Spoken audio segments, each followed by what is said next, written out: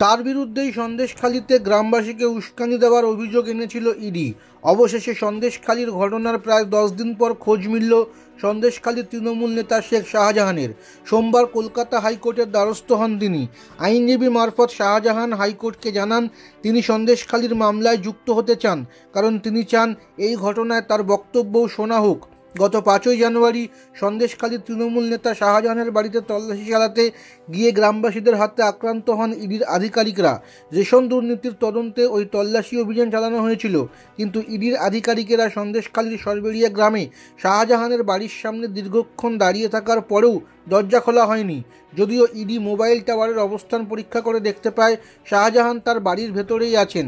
ইডির আধিকারিকেরা এরপর দরজা ভেঙে ভিতরে ঢোকার চেষ্টা করতেই তাদের ঘিরে ধরেন হাজারখানেক গ্রামবাসী।